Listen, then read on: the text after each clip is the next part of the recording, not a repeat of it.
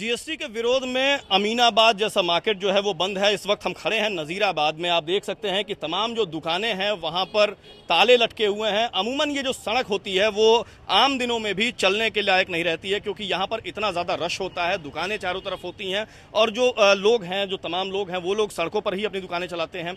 लेकिन उसके बावजूद जीएसटी जिस तरीके से लागू करने को लेकर के सरकार एक तरफ संसद को दुल्हन की तरह सजा रही है, वैसे में बाजार जो है वहां पर मातम पसरा हुआ है।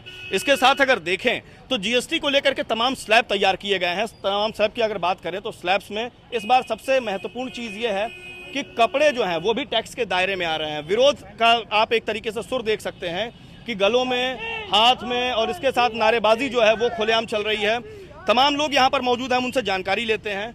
6 पॉइंट्स आपने दिए हुए हैं, उन 6 पॉइंट्स में क्या कुछ है जिसको लेकर के आप लोग जीएसटी के पक्ष में आएंगे?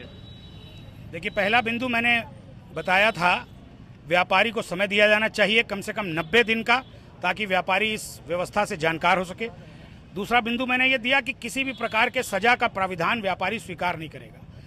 हम कोई चोर अपराधी नहीं है कि हमें आप सजा दें और वो अधिकारी हमें सजा दे जो खुद भ्रष्ट है, इसलिए हम इसको स्वीकार नहीं करेंगे। तीसरी मांग हमारी ये है कि महंगाई को बढ़ाने वाला 28% कर का जो दायरा है उसको कम किया जाए। चौथी मांग हमारी ये है कि कपड़े पर से पूरी तरह से टैक्स को समाप्त किया जाए।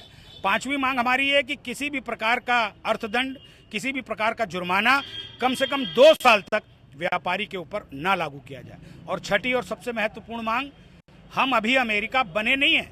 बिना कंप्यूटर के अपने हाथ से वैसी व्यवस्था भारत सरकार जारी रखे तब संभावना है कि जीएसटी देश में कामयाब हो पाएगा, वरना बिना व्यापारी को भरोसे में लिए ये जीएसटी देश में कामयाब नहीं होने वाला। बिल्कुल, जिस तरीके से जीएसटी को लेकर के एक रार छिड़ी हुई है उसको देखा जाए तो जीएसटी से कहीं ना कहीं आम नागरिक साफ तौर पर प्रभावित होंगे।